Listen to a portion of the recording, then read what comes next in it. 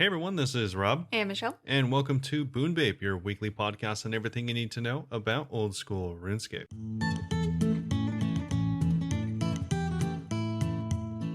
Alright, so this week up on the flip-flop it, we have our account progress and any progress we've been making in real life and on videos and stuff like that, of course, as always. Yep. And then we'll move right into some more Tomb of a Mask. This is the third week in a row. A little bit more Tomb of a Masket feedback talks. So we'll be discussing. There's just a couple things that they changed to the feedback that they have been gathering for the rewards and stuff like that. So we'll be talking a little bit about that, just touching on it. And then we have the PJ Timer update. So that's the update for this week. We'll be going over that. Honestly, a fairly small update just in general. So we'll unfortunately, we'll just be going over that real quick. But luckily, the devs actually did have a little bit of a mod Q&A. So we are going to do a double Q&A this week again. So a little bit of our questions, a little bit of their questions, and kind of looking at what they have going on over there as well. Awesome. Yeah, I saw double Q&A on the flip-flop it, and I was like, what does this mean? Is it because we have two questions? No, yeah, it's good. Yeah, we have a couple questions, but yeah, Mod Sarni and Mod Aiza both were on the mod stream earlier this week, so we're going to be going over that and taking a look at some of the questions that they answered, just seeing what they have coming up for us and their ideas on some stuff that people threw at them during the stream. Okay, awesome. Yeah, but before any of that, Michelle, how's it going? It is going pretty well. Currently, I am unable to log into my account for unknown reasons. So nice. That sucks. I'm hoping that me saying it out loud will nope, yeah, it didn't fix it. Nice. That's cool. So I can't tell you exact numbers, but I will try to remember stuff as best as I can. But yeah, mostly I've just been working on Slayer this week. That much I know to be true. Cool. I've been trying to get Skatizo. Okay, so you guys know, I want the Dark Claw. It's a 25 kill count. Still haven't gotten it, and I'm at 31 now. I mean, that's not too bad, though. I was trying to sound positive at first to trick people, but I think that my bitterness snuck into my voice. It didn't sneak in. That was just like the overall tone. Well, at the beginning, I was trying something, and I'm a little bitter, you could say. Yeah, you definitely could say that. I mean, you're still I haven't not... even gotten the pet. You're not even that dry, though, so... I'm pretty dry, all things considered. Oh, okay. Yeah. I mean, the drop rate's 1 out of 25. That's like a fifth of... I've now gotten over a fifth of the way to that. That's still not that much. It's only 25. It's a lot. Okay.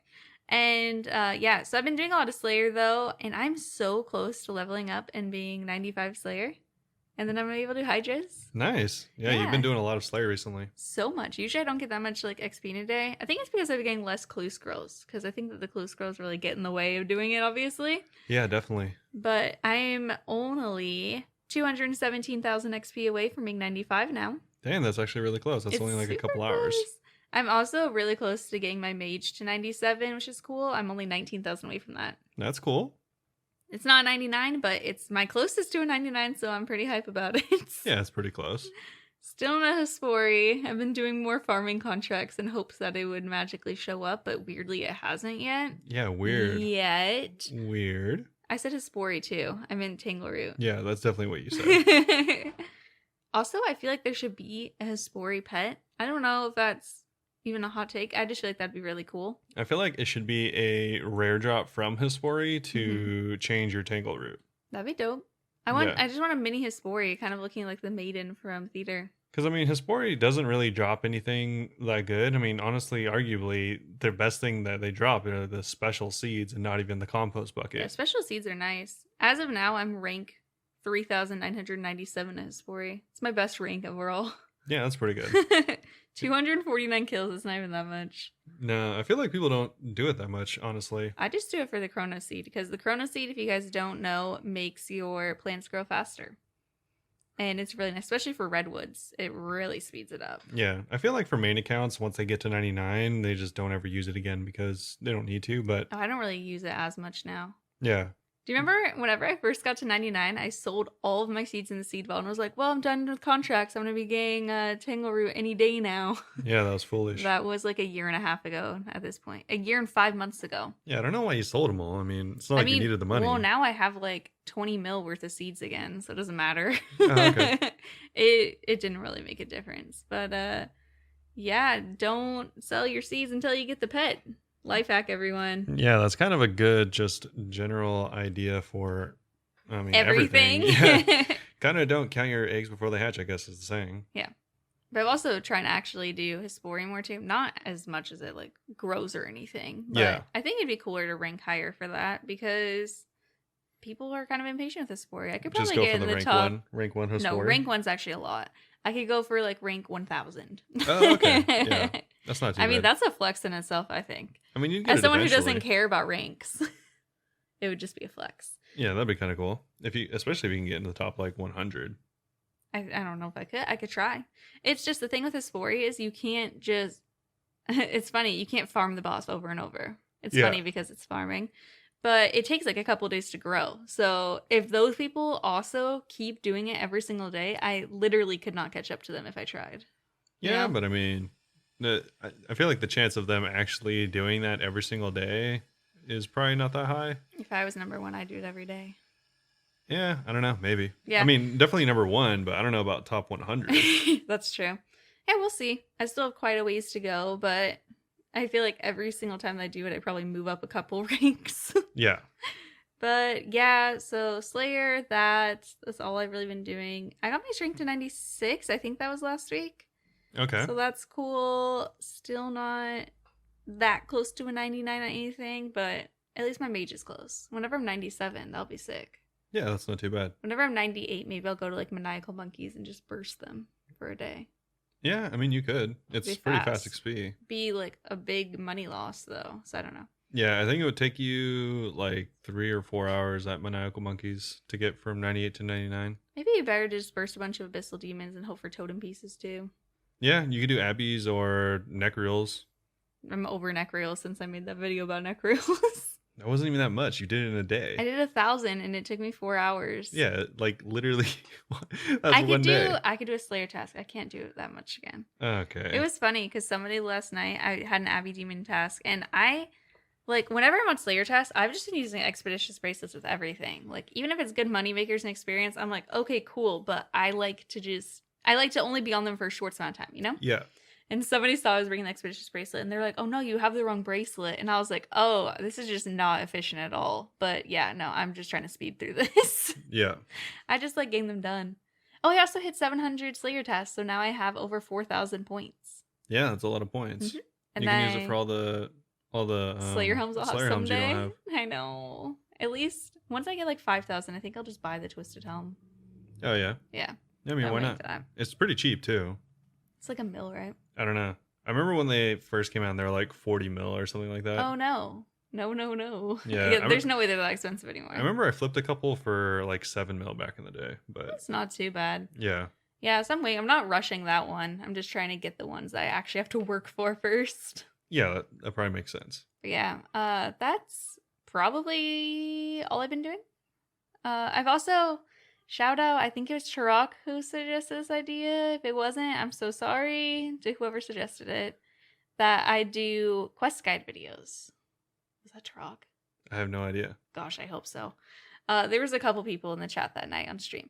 But yeah, I was talking about how I didn't know what videos to make. And I've made a couple quest guide videos in the past, but they said that I should just try to do all of them. And I was like, okay, sure. So I made the video for the cook's assistant.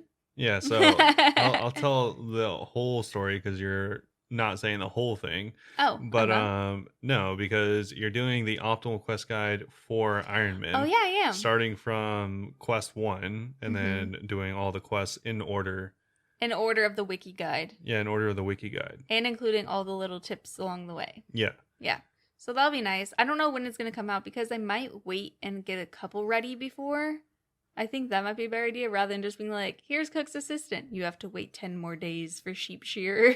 I mean, at that rate, we just wouldn't have all of them done for years, but... No, I just meant like put 3 out at once. Yeah, if it takes you 10 days in between each quest, it would actually take probably forever. That's like 280 or 2,800 days. Well, I meant like you editing because I was going to see if you'd edit them. Yeah, of course. You might not want to edit for 10 days. Which normally takes 8 days. I'd say like 9. Oh, okay. If we're lucky. If we're lucky. But yeah, I'm going to start working on that. You don't have to be iron to follow the guides, as I say in the video. And yeah, making videos feels awkward because it's been a second. Yeah. I finished it and I was like, well, I hope this is okay. And Robert was like, what do you mean? Why would it not be okay? And I was like, I just feel weird. That's kind of funny. Yeah. But how have you been?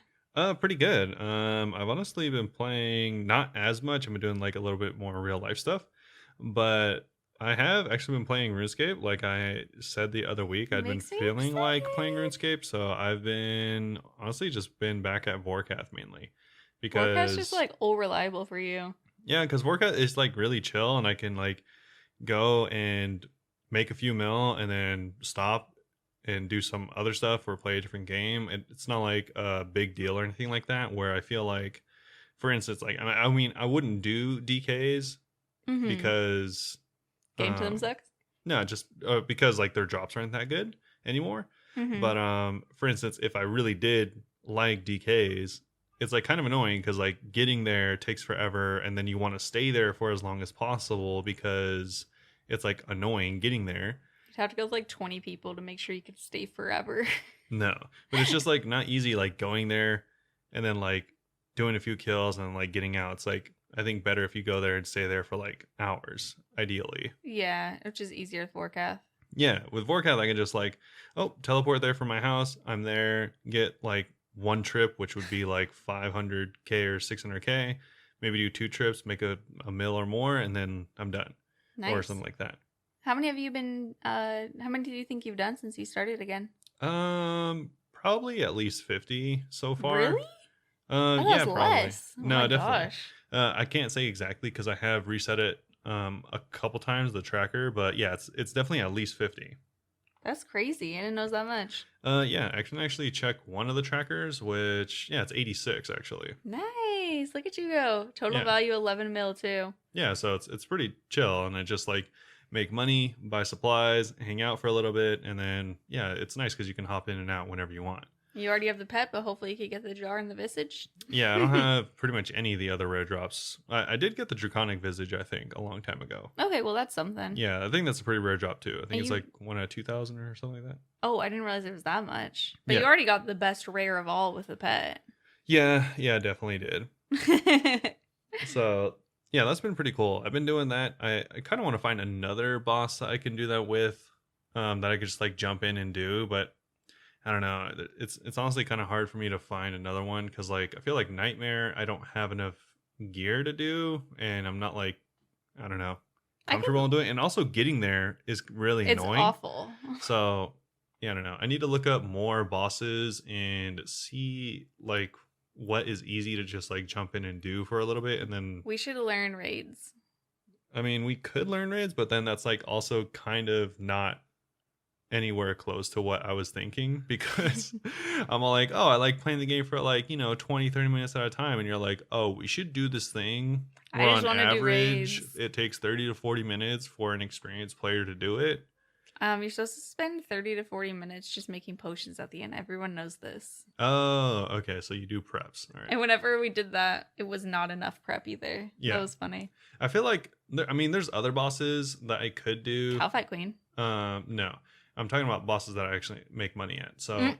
I was thinking of like I could do Zora, of course. I could do Mole. Neither of them make as much money as Vorkath, I don't think. I mean, but the mole is so easy that it's fine that you don't make as much money. Yeah, it is pretty easy, and I could just like go there and like I guess try to find or try to get the pet and stuff like that. But Mm-hmm. yeah, I just need to go through and look at all the bosses and see which ones I could easily jump in with because like I want to do God Wars and stuff, but also getting the KC for God Wars is like So annoying. yeah, it doesn't. Why don't you Doesn't just seem do fun. all of your combat achievements to make it easier? I could go get the yeah, that's not happening. I could go get the ecumenical keys, which then it'd be easy to just like jump in and do that. Yo, you could do a wilderness boss. Oh, I'd rather not. I'd Then, rather not. yeah, because that's the opposite of what I'm looking for. Like the reason I like Vorkath is because I can just like casually jump in, not have to worry Not about get getting PK'd. PK'd, and then yeah, not worry about dying because if I die, then it just all gets collected. I do love how not relevant all of my recommendations Yeah, are. you're like, let me just recommend everything that would actually not be a good idea. Okay, well, if you happen to be on task, you could do Kraken. Yeah, I I guess so. I mean, that's the thing is I don't have the level for a lot of the Slayer bosses. Oh, you don't have the level for that. Like Okay. I can't do Thermi or Kraken or Serb or pretty much any of the Slayer Anything bosses. in the world. Yeah, my Slayer is just not that high, so. Sarachnis. What about Gauntlet? Gauntlet was you're still trying to learn it, kind of, huh? No, I mean, definitely could go back to Gauntlet. That's why I did so many of them. Gauntlet did make you a lot of money before. Yeah, that's why I did go to Gauntlet, because it is kind of similar where you can just like jump in, and that one literally you don't need anything, you just do it. That's even better. You don't have to buy supplies before. Like Voracath supplies are kind of expensive. Obviously, you make back more, but no, Voracath supplies are expensive. I bought like a bunch of supplies to last me for like hundreds of kills, and it cost me like 10 mil or something. Oh my god. Yeah. But that's brutal. Yeah, I guess I'm just like doing bosses and kind of just hanging out looking for more bosses to do. Also making some videos related to Voracath. Mm-hmm. So that's going to be pretty cool. And I mean, I think it's been a long time coming because I haven't made a Voracath guide, even though obviously there's already Voracath guides. But did you make one? No, I don't think I have. Wow, that's actually crazy. You haven't made one, because I think that we've talked so many times about you making one in the past, and then you'd always be like, "Oh, I'll just do something else instead." Voracath's like your #1 farmed boss. Oh yeah, it's for crazy. Sure. You don't have any videos. Do you have any videos there at all? You might have a loot from video. I don't know. I don't think so. I don't think so. But also, you were going there like a year ago, so it's hard for me to remember. Yeah. I don't even have that many kills though. I think I'm nearly at 1,400 now, which is, nice. I mean, more than some, but definitely less than a lot. I don't know. A lot more than me, but I know what you mean. Of course. But yeah, I've just been doing that. I guess besides that, I've been playing, actually, like weirdly enough, a lot of League of Legends with like my friends. Heard that game was toxic. Yeah, that's what you heard. But it can be. Is it more than RuneScape? Well, the thing is, the game is like highly competitive. Like it's pretty much like the most competitive that you can be in like RuneScape, but just like all the time. Oh. Yeah, okay. So that's why it's like toxic, because people are also like just either awful. Yeah, I don't know what the case is. Like there's always like some weird person that's always like super on edge and just like willing to like give up as soon as they start doing poorly in the game or something like that. So there's just like good vibes. There's honestly like 5 to 10 different variations of toxicity in League of Legends, but the way that I counteract all of that is like I'll try to be helpful until people are like overtly toxic, and then I'll just like /mute all, and that just mutes everyone on every team, so I just don't even have to communicate with them. You say goodbye everyone in this game. Yeah, pretty much. And that, I mean, that honestly makes it better, because then I don't have to deal with those people. I don't blame you. That sounds like a good idea in a lot of games. And usually we end up winning, honestly, after that happens, because like that person, like, I don't need to talk to them. Yeah, I don't know whether the people that do that want attention, or that's just like the only way they know how to communicate or something. Is by being awful. Yeah, I don't know. I honestly don't know. But yeah, that works a lot. But yeah, it works. It's funny because I've been playing the game actually for a very long time. I actually looked it up, and I first started playing in 2011. Really? I didn't even know it was that old. Yeah, the game's really old. The game came out in beta in I think 2010 or 2009, something like that. And I started playing just at the end of season 1, so yeah, right around 2011. Why is everyone suddenly playing it again? Or have they always been playing it? I just never noticed. No, yeah, we've been playing it for pretty much every year. I feel like people have been talking about it a lot recently, or maybe it's just I've become more aware of it. Probably just become more aware of it. I mean, it's like whenever you learn a new word and suddenly you're like, everyone uses this word every day. I guess so, yeah. I mean, it's not weird that you're hearing about it, because it is one of the most popular video games of all time and still is. But I feel like I didn't hear about that much before the past like month or so. Yeah, I don't know. I don't know. Maybe I'm just tripping. Maybe I heard it all the time and I'm just more aware. Yeah, but I've just been like playing that. Usually I would only play with friends, but honestly, they're just like not always down to play. They're usually playing like fighting games and stuff. So I've just been playing by myself, and it's actually been kind of chill. And yeah, I just use that mute tactic a lot, because people like to talk for no reason. Trash talk too.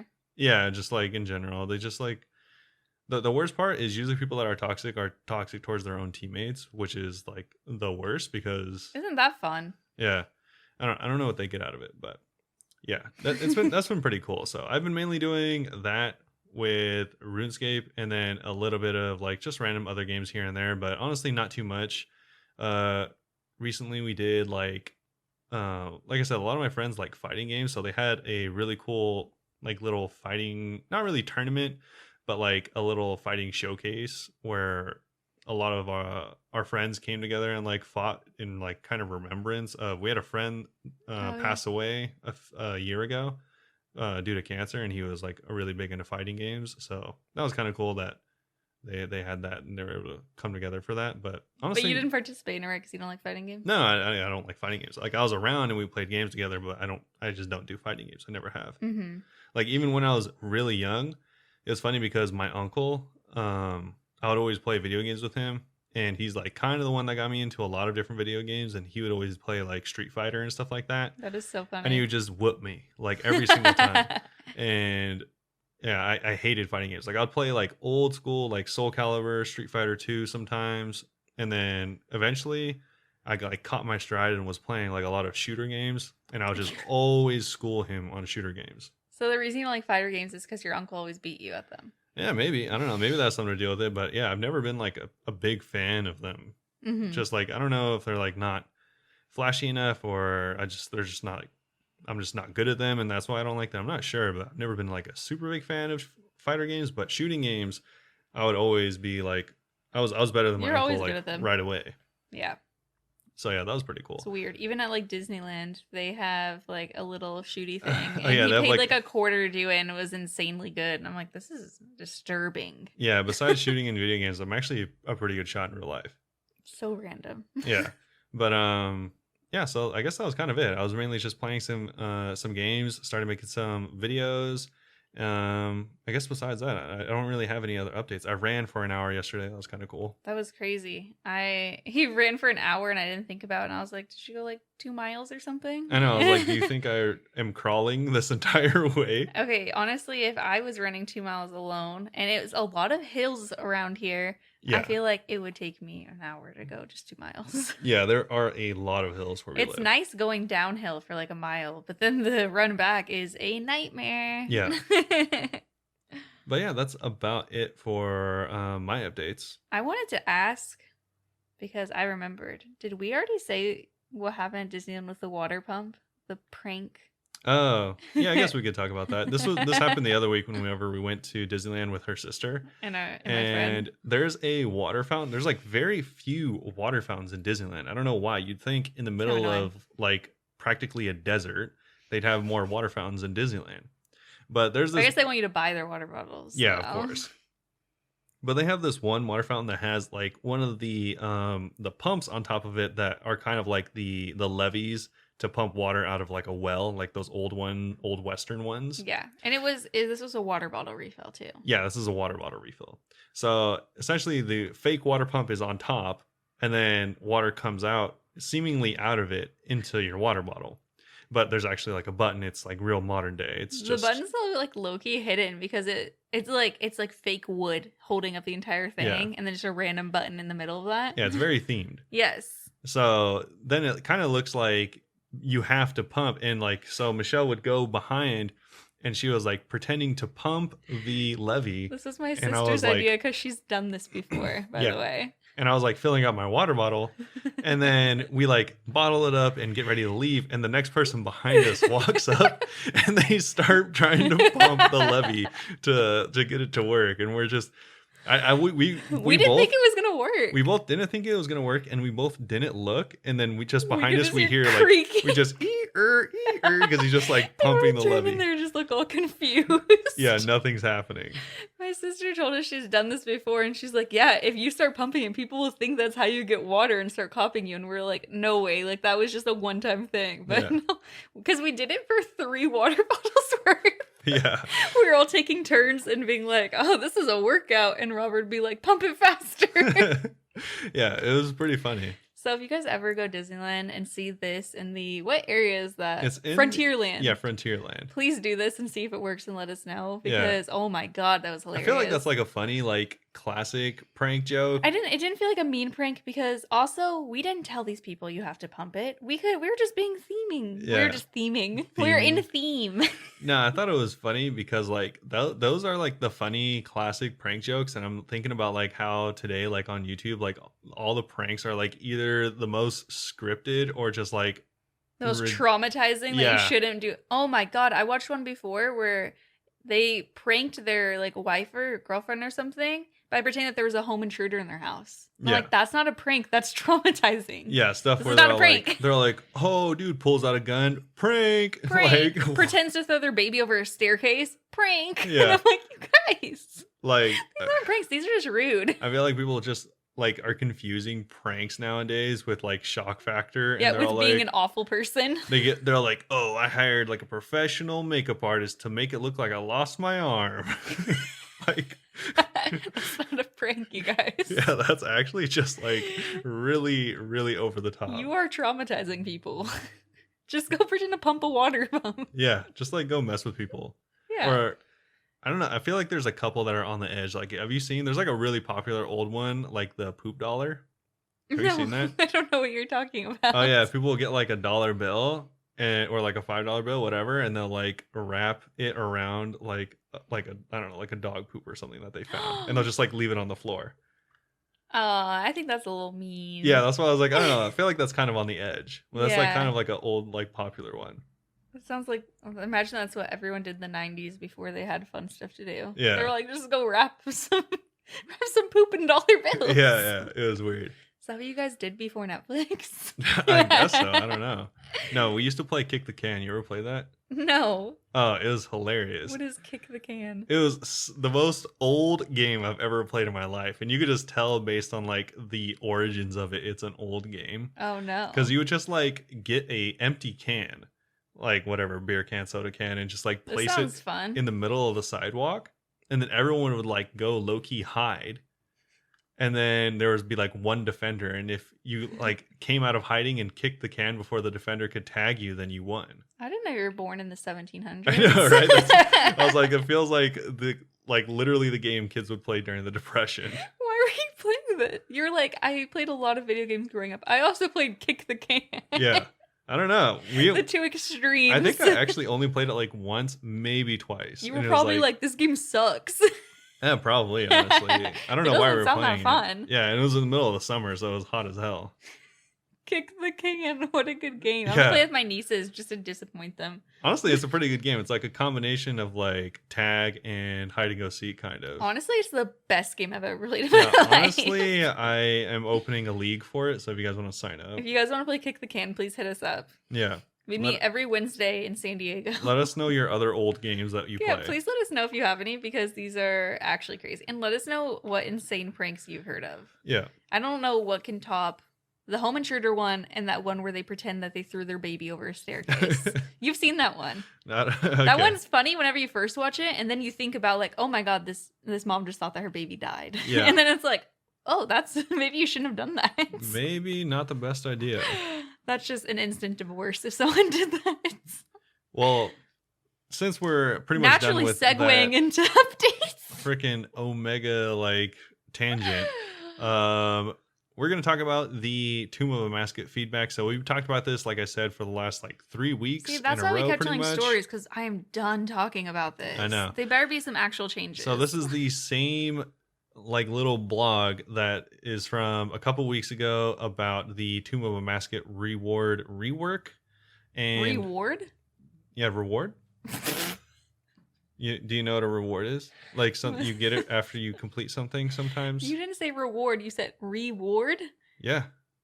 No one says like that. I thought that this was like a ward and they were like redoing it. So I was like, what a weird they kind thing of to did. call. Okay, so it is a reward. Well, I mean, it's a changing of the ward of validness. It's a reward. All right.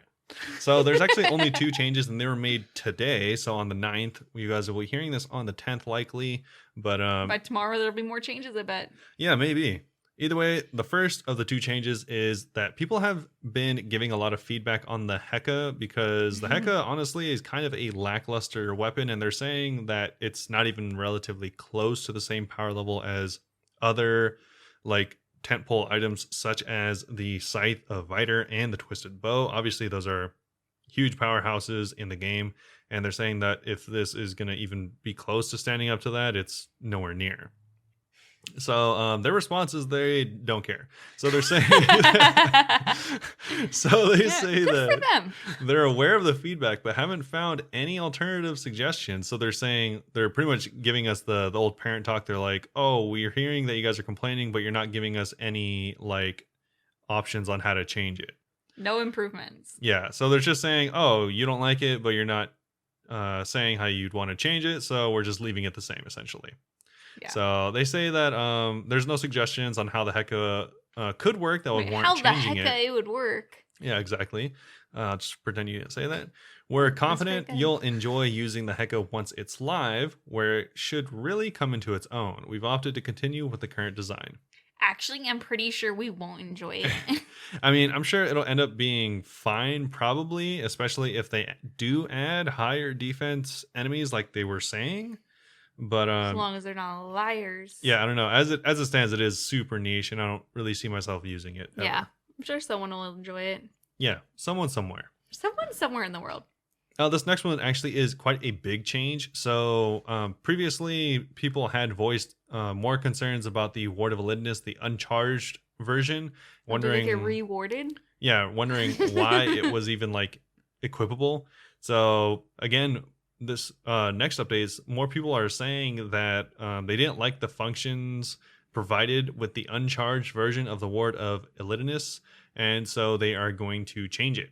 So initially they wanted the uncharged version to be designed for usability rather than viability, making it so that you can just equip it and it's not really meant to be used, honestly. So just there. Yeah. So they're actually changing it. And so they're making it so that they're reducing all of the defensive stats by quite a bit. Wait, people complaining now they're nerfing it? Well, they're nerf and buffing it. They're making it more in line with like just a really weak version of the charged version. Oh. So they're making it so that it has very minimal defenses and accuracy bonuses, being anywhere between like 3 and 9. So oh my God, not very high. Well, some of them were up to 20 before. Yeah, and they're also reducing the prayer bonus to 0. But in exchange for all of that, they're making it so that the magic damage bonus is 3%, which is actually pretty high because the charged version is only 5%. The charged version is only 5%? That's going to be the best in slot? Yeah, I'm pretty sure. Whoa.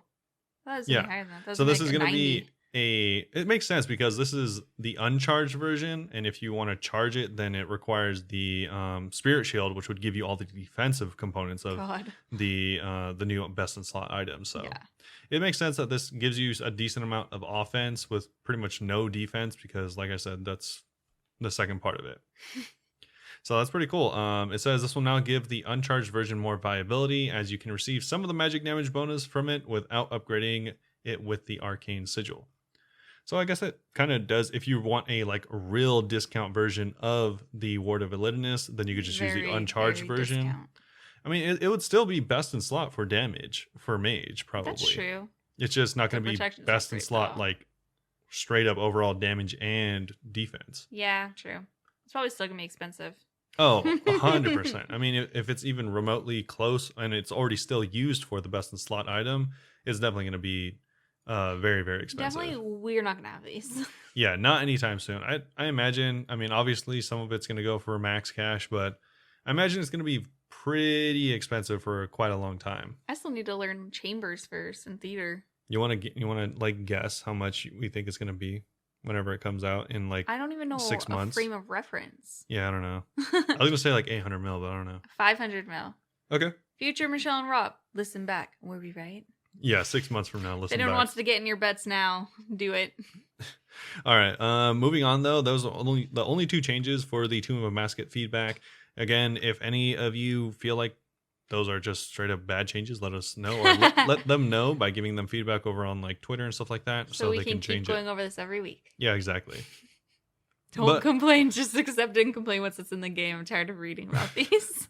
We can move on to the update for this week, which is going to be the PJ timer and new broadcast settings. So overall, this was a really, really small update. Honestly, there wasn't much going on. Okay. But for some people that PK and PvP or just go into the wilderness in general, there is some pretty big changes, I guess, for the PJ timers. And for anyone that doesn't know, PJing is whenever, for instance, if like, what's the best way to describe this? I don't even know what PJing is. I was going to ask you. Oh, they actually have like a little write up here, so we can just use that. So it says a bit of background in most parts of the wilderness. Players who have been attacked by an NPC can't be attacked by other players. That's normally fair and good, but issues can arise when players run into a field of NPCs and box them to unfairly gain protection against honest, hardworking PKers. I'd do it if I could. So this is like really commonly seen for anyone that's ever been to like, I don't know, if you go somewhere in the wilderness and you run south and come across some green dragons, you can just start punching the green dragons, and because you punch the green dragons, now the PKer can't kill you. So that's a pretty common tactic, or at least it used to be. So it says that some of you have fallen victim to pile jumping or player jumping, which is why PJing is the name, which is when another player muscles in when your opponent is nearly dead, stealing your kill and swiping the loot. Oh, wow.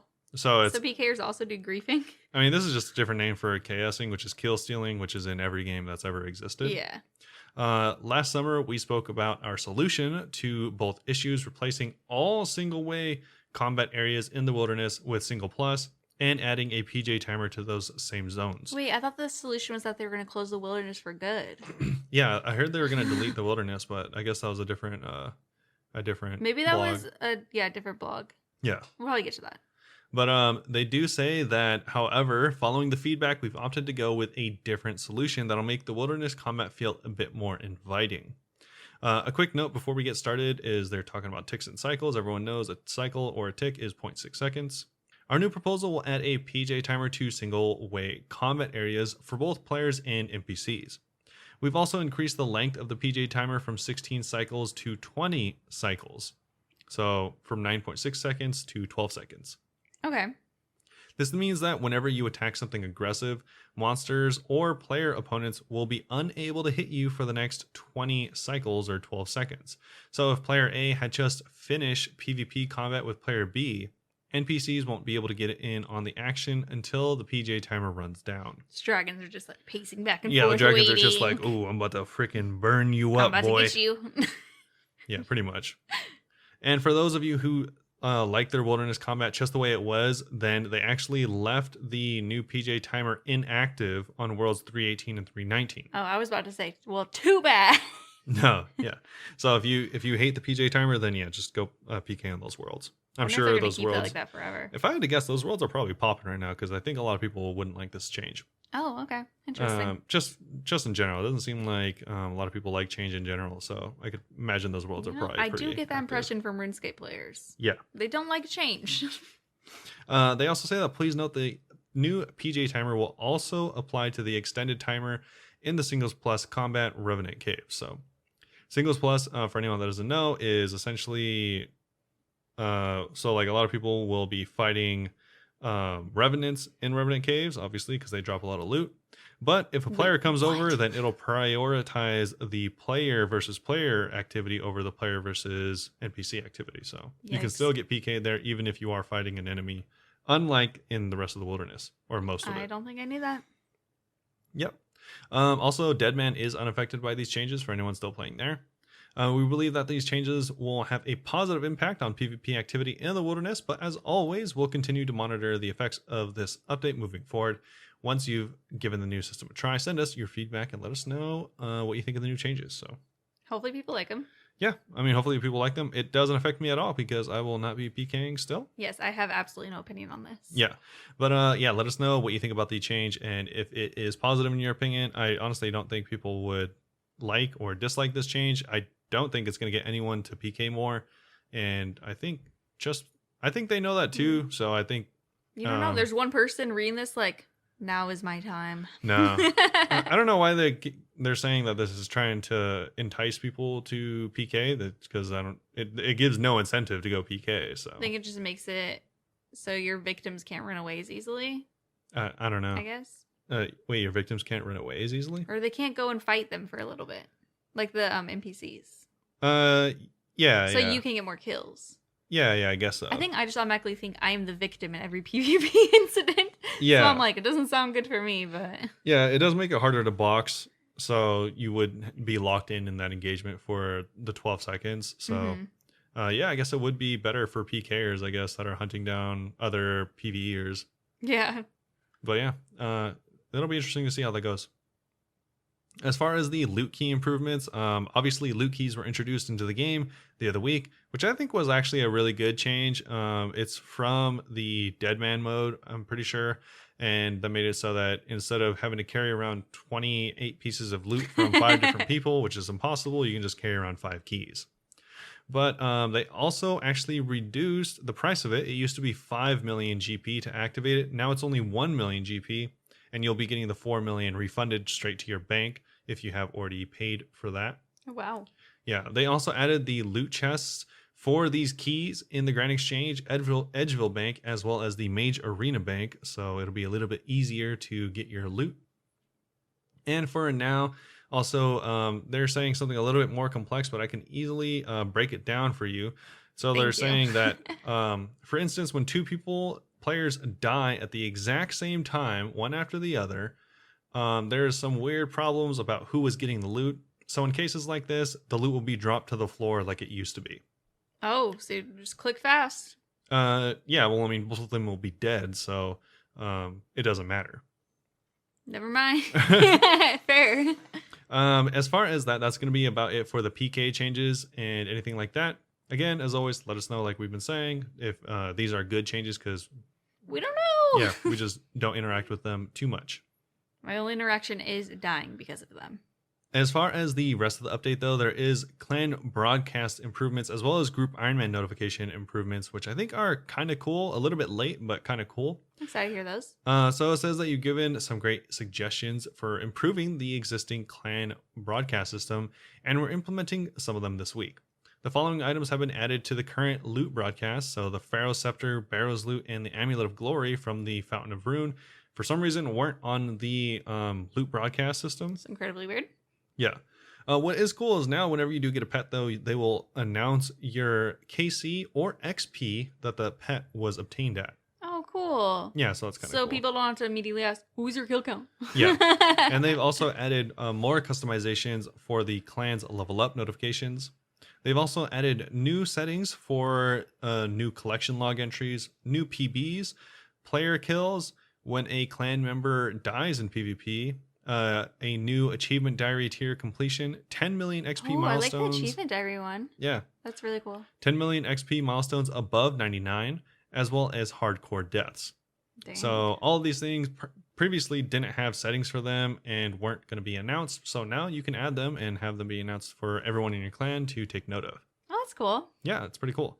Also, this is pretty cool because it says, that's not all. We're also adding the Group Iron notification menu, which will allow you to toggle which broadcasts your group receives and set thresholds for the entire group. Oh, cool. One thing is this automatically fixed the issue of everyone having to set their own threshold for notifications to whatever. Otherwise, you'd be spamming your entire group's chat saying like that whenever you get to see whenever they're like, they got a coin. Yeah, you got a single coin. It's like, oh, you got a piece of beef worth 1 coin. My favorite was still, they got a coin. Yeah. They've acquired an coin. But yeah, so you can change that for everyone in the group, depending on, I think it's based on who the leader is. So you get to choose. You're our leader, right? I think so. But yeah, so you can not only change the loot threshold, but you can also pretty much get all of the settings from clans. So they're going to pretty much have the same allotments from clans for Group Iron.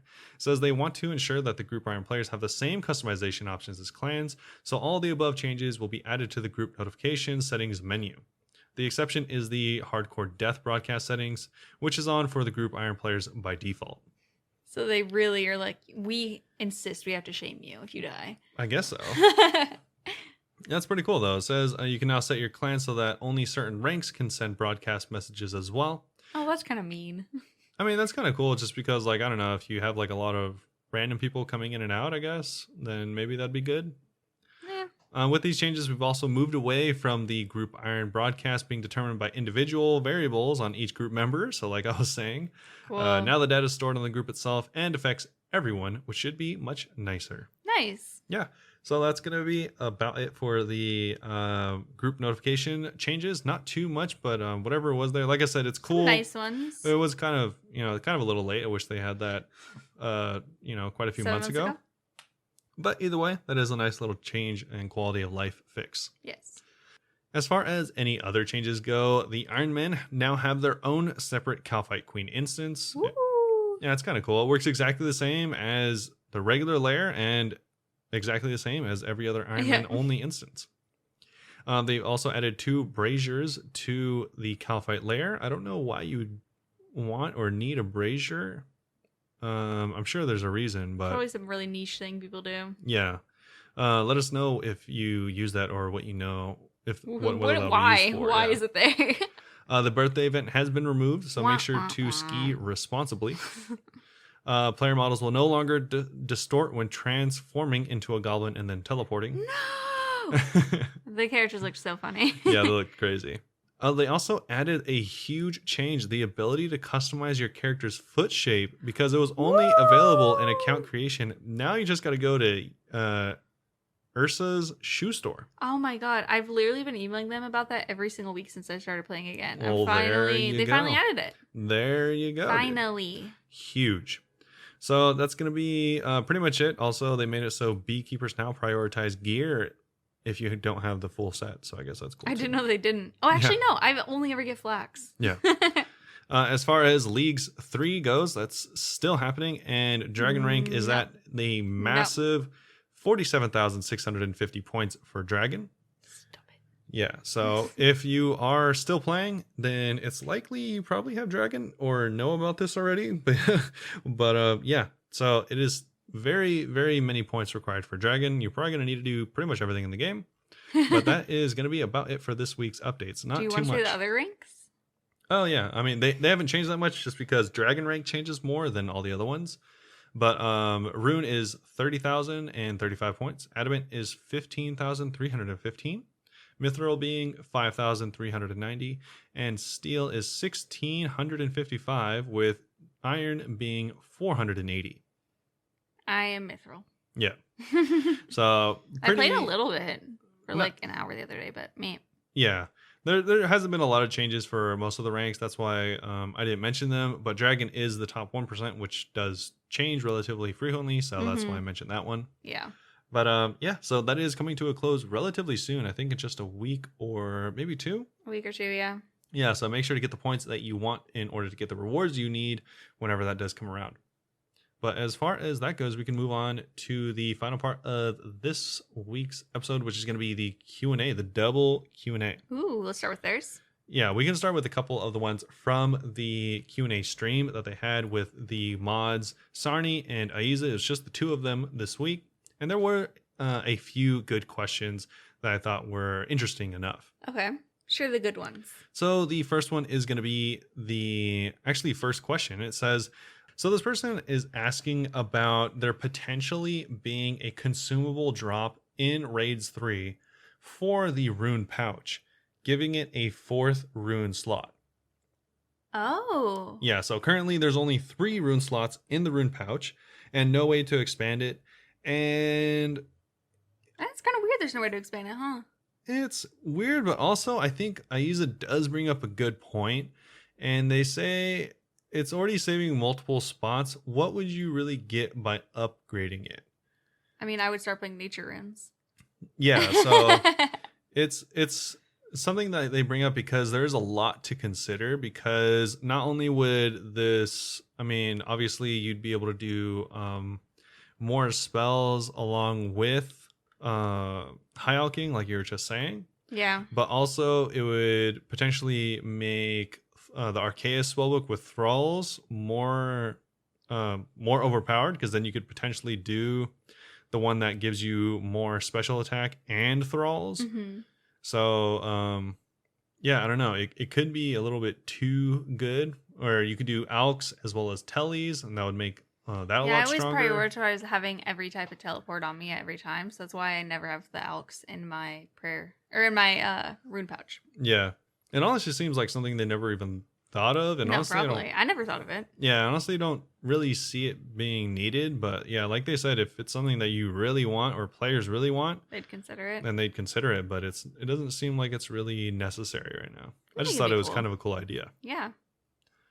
And for the second question, this is actually a really good question. Okay. So they're wondering if there's any lore reason for the breakdown of Armadillo gear into the new Masori gear, similar to how there's a good reason to break down Bandos for Torva. Oh, is there a backstory? And to put it simply, no. Oh. There is no reason. Mod Sarni says that there is no lore reason specifically. I don't believe there will be. It's just the player being like, oh, you know, it might be good if I put this bit on this bit and it'll make a cooler piece of armor. I know it's not the most amazing bit, but it'd be cool to have some lore reason. But if it doesn't make sense, then it doesn't make sense. And we don't want to just force lore in for the sake of it. That's true. Yeah. So kind of funny, kind of unfortunate that there's no reason. It's just like, oh, okay. We just like that we broke stuff down. Yeah. And this one is kind of a longer question. So they're saying that the Heka's spellbook effects. Historically, Tridents never cared about your spellbook, and it's been said that the Heka is meant to be a twisted bow / scythe of TOA. Why does it not hit as hard as the previous then? The previous can hit 80 in a 5-tick cycle, but the Heka can't hit 160 in its 10-tick cycle. Raw damage is more appealing than 4 spellbook interactions, on which 2 will never be used. So that's kind of interesting. So they're saying, like, why isn't it stronger? Yeah, why isn't it stronger, essentially, just straight up. So they're saying that for what it's worth. I don't think we've especially stated it as that. And I wanted to kind of go over Mod Sarni's response to it, because it is kind of interesting. So they're saying that they're trying, they looked up the quote for it. So the quote says that if you look at previous raid rewards like the Twisted Bow and the Scythe of Viter, they were unique and powerful. And most importantly, they had that wow factor that made them worth the grind. So yes and no. I could see the comparison 100%. So that might be on me if that was pushing you towards the raw DPS output, that potentially stuff like that. They didn't mean to actually compare them. Yeah, they're just talking about the wow factor part. Yeah. But with this weapon particularly, it's a lot more interesting than this does damage. Okay, I'm going to do it. It's hard to say because, especially from your guys' perspective, it's hard for anyone to justify how good or bad the weapon can be without actually getting their hands on it. While the calculations can do and how accurate they could be is one thing, but actually using the weapon, it's gonna be different. Yeah, it's gonna be different. For this, it was a little bit more of a case of not essentially just showing raw DPS output, but something that maybe was a bit more interesting. Yeah. Which is where the low life came from originally from the Masori set. Obviously that was removed, but this does give a bit more utility to the weapon. I know there are players out there that said that shouldn't be the case, but I think it's hard to judge, especially from your guys' perspective, how good it's going to be with the information we provided. Okay. Yeah, so long story short is they were like, we never actually compared it. Yeah, I think a lot of just people wait and see. Are concerned with the rewards not being strong enough in general, like the Heka as well as the ward. I think everyone knows the ward's going to be best in slot, but mainly the weapons, like the Heka as well as the sword. Yeah. I think a lot of people are concerned that they just will practically not be used. Yeah, I think everything will be used, and that we don't really need to worry, honestly. Yeah, overall, I pretty much agree. I don't think there's honestly too much to worry about. Mm-hmm. So this one, I think we'll probably end on this and then do our few questions that we have. Okay. So this one's going to be about the ward. So they're wondering, why does the ward still have the same defensive stats as a blessed spirit shield? Isn't the whole concept of this item sacrificing the spirit shield in exchange for more offensive power? And Mod Sarni pretty much says, yeah. So for the concept of the item essentially is the new best in slot mage offhand, which it does regardless of if it has the same defensive capabilities as the spirit shield. You could say it doesn't exactly make 100% sense to have it exactly the same, but especially the fact it gives you the offensive capability. It was never meant to be a trade-off of defense for offense. Okay. It was just meant to be an improvement on what was already there, which is exactly why combining the two gives you the charged version. then it comes to give you, then it comes up to give you that offensive power that the Spirit Shield is lacking. I feel like a lot of these aren't even really questions. It's just people seeking clarification. Yeah, exactly. I think because like in order for them to come up with like new and interesting items, they have to like kind of be a little bit different. And so a lot of people, I guess, just want clarification on stuff like that. Yeah. Yeah, but it's pretty much they just want it to be like straight up the best. Yeah. Like it's not going to be the best for defense, or it's obviously the best for offense. It's just going to be overall the best. The best there ever was. Pretty much. So if you want to see more, you can actually see this entire Q&A. It's up on the OSRS YouTube. There's not much more though. Yeah, they do have quite a few questions on there that they do go through and answer. You can see some more stuff like that, like the stat renewal potions, more stuff about, honestly, it's just a lot about the potions and the gear and stuff like that. So you can check out all that stuff over on their YouTube. Perfect. But as far as us, we do have a couple questions. Heck yeah, we do. We have 2 questions this week.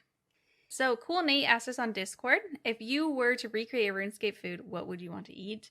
And they answered the chocolate bomb. Looks yummy. Chocolate bomb? Yeah, I read about it, and it's like bread with melted chocolate bars and cream on top, and then dusted chocolate on top. And I was like, okay, that sounds dank. Yeah. I was reading through like the gnome menu, and I think that the tomato cheese Brita sounds good because it sounds to me just like a flatbread. Yeah.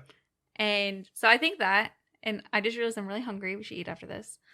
And the other one that I thought sounded really good was a dragon fruit pie. Okay. I thought it sounded good, and it looks cool. I bet it'd be like really pretty if you like designed it like that in real life. Yeah. I'm hungry. Why are we not eating the tomato cheese Brita currently? We could be. Oh my gosh, we need to go make this. What is it? What food would you want to recreate? Honestly, I think like most of the stuff that they serve in the Gnome Stronghold would probably be a good option. Not just the food, but also the drinks at the bar. They have some cool sounding drinks. I was reading about them. There's like ones that don't even have alcohol in it. There's just like a lot of fruit and stuff. And I'm like, oh, this sounds delicious. Yeah, of course. So I think like pretty much anything there would be good. But honestly, my answer is going to be really basic because I've never done it and I've always wanted to. Pineapple pizza. It's going to be just a plain pizza. That's weirder than pineapple pizza. Well, yeah, because I've always wanted to make a Neapolitan style pizza. Is that the one where they just put the splotches of cheese everywhere? Well, it's not so much like where you put the ingredients. It's just based on like how it's the style of the pizza people make in Naples in Italy, which is like a very specific place. Very specific type of pizza. It's like a really dainty pizza, very thin crust. Very thin crust with like a bigger crust on the outside with not a lot of toppings. They usually only do like 2 or 3 toppings. And I've always wanted to try and make that. Not saying it's like my favorite pizza, but I think it's like cool. Yeah. We said like so long ago that we are going to make pizzas and have a little competition. We bought pizza sauce and we still haven't done that. Yeah. I mean, we could just make regular pizza. It's pretty easy to make. Well, now we don't have, I made it before. We don't have mozzarella. We only have cheddar. I'm not crazy. God. You know that would affect it. That would be crazy. That would be crazy. We can't do that. Yeah, okay. But yeah, I'd probably just choose pizza. Also, because I like pizza a lot. I was like, pizza sounds good now. We should go buy some mozzarella today and make a pizza. Okay. And for our second question? Our second question, per usual, is from Matt.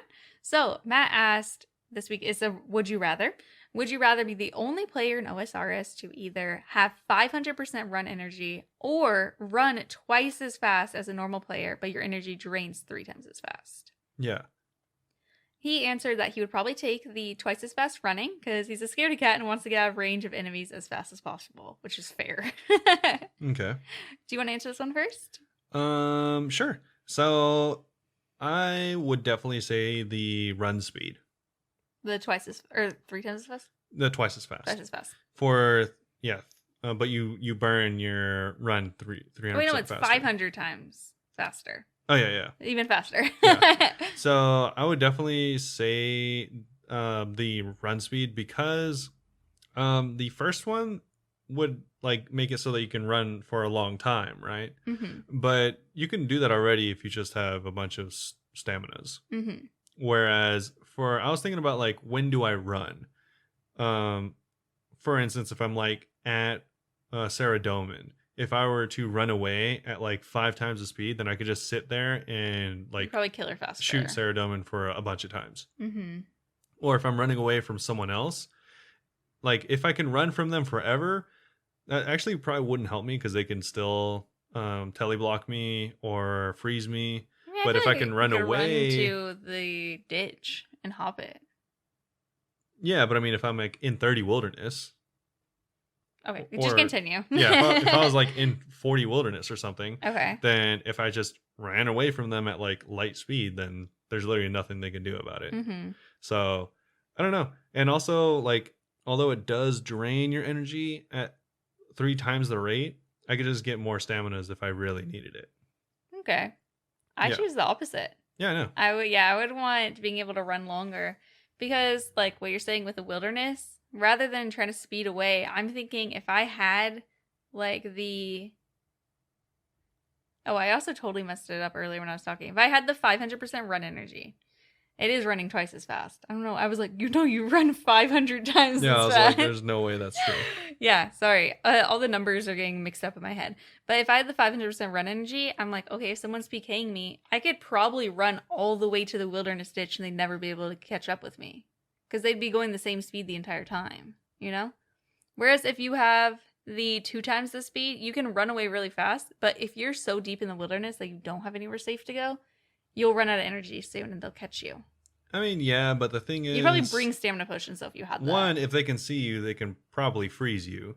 So they would probably just freeze you anyways. I've outrun a lot of people. Okay. I see them on the side of my screen and zoom. Okay. And You don't zoom? no.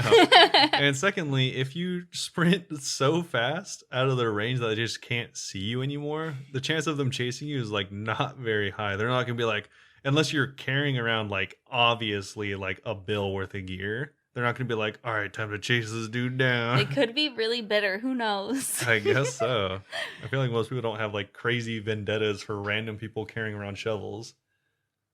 I mean, that literally 2 weeks ago, someone had a crazy vendetta against me while I was carrying around a shovel. No, that's not the same though. I mean, like they didn't chase you to the ends of the earth. They just killed you. Paid somebody to harass me in real life. Okay. My other reason is I do a lot of clue scrolls, and I always forget to redo my stamina when I'm running around doing my clue scrolls. Oh, okay. I actually frequently run out of run doing that. Weird. So yeah, I would definitely want the 500% run energy. 500, yeah, percent. Keep getting percent and times confused. Okay. This is fine. All right, let us know what you think about those questions and what you would do. Yeah, let us know your answers. I would love to hear it. But that's going to be about it for this week. Michelle, what do you have planned coming up for the next week? Get the stupid dark claw. Get the dark claw. Eat a pizza, hopefully. Eat a pizza. Eat a pizza. Okay. Get a slush. Okay. Maybe we could get a slush after this. All right. No, literally all I'm going to do is get the dark claw. That's all I'm going to be going for. And getting 95 Slayer, too. Yeah, that'd be really cool. That'd be so cool. I don't even necessarily know if I'd want to do Hydra, but I want the option. Yeah, What that'd be really cool. about you? What are you going to be working on? I am going to be working on more Voracath. Mhm. Hopefully finishing the videos I have for those. Oh, yeah, hopefully I'll finish my video, too. Yeah, I'm currently writing up the script, and not really the script, but the ideas for the videos right now. So hopefully those will be done relatively soon. But yeah, I'm just going to be still chilling at Voracath. I have a few other accounts that I also want to be working on as well. So I'll probably hopefully get some of that done. I also got I forgot to mention I got 98 range. Oh, you did? Yeah. Yeah. You're so close. So You gonna do one the more until maniacal monkeys? 99. No, I'm just going to kill Voracath. That's how Oh, I yeah, got duh, most of my you're levels gonna be anyways. Voracath. But yeah, so I'm just going to be chilling at Voracath. And also let me know if anyone has any preferences. I was thinking of making like kill videos, but I was thinking it'd be more interesting to do it like if I spent 10 hours at this place or 100 hours at this place. Because if you do it just based on kills, then you kind of know what to expect. For Mhm. instance, if you do like 100 kills at Voracath, then you know that it's going to be 100 times 125 is going to be your profit. Yeah. Or at least your gross profit. But if you do 100 hours or 10 hours or whatever, then it's going to be different because you don't know how many kills you'll get in Didn't those Mandy hours. suggest this before? Rather than do numbers, to do times? I don't know. I thought there I thought Mandy was suggesting To do more realistic to ones, do more realistic Yes. amounts. So that's why I was thinking 10 hours. Yeah. Because I feel like you could easily do that in, I mean, 1 day for some people, two for most. Yeah. So Yeah, let us know in the comments what you think. Mandy, we're clearly misremembering exactly what you said. Yeah. So if you want to remind us, go but for it. I was thinking 10 hours would be more interesting because it's like, I don't know how many kills I can get in 10 hours. I know how many kills I can get 100 kills. Yeah. Obviously. You could get a lot. You could get barely any. Yeah, exactly. Maybe your RNG is really bad and you keep not hitting hard and you die. Yeah, maybe. That would be interesting. I'd like to see that. Yeah, so I think I might do the hours instead. And you might finally make a Voracath guide. Yeah, I might do that as well. Yeah, hopefully I'll do more videos on more bosses, so I'll keep looking into that and probably playing more League of Legends. Yeah, hopefully some videos coming out soon. Sorry guys, we have been slacking. Yeah, but that's gonna be about it for this week. Thanks for listening again, and hopefully we'll have more updates for you in the coming weeks. Yeah, until then, you can check us out on Twitch. I stream every night but Thursday and Saturday at twitch.tv/Bunebape. Our Twitter is Bunebapeosrs, and our YouTube and Instagram are both just Bunebape. But come hang out, come say hello, ask us any questions you want us to answer in the podcast. You could get featured next week. And yep, that's all I was gonna say. I thought you were gonna jump in. You didn't. No, yeah. It didn't happen. That'll be about it. Thanks again for listening. Hopefully you all have a great week, and we'll see you all next time. Goodbye. Goodbye.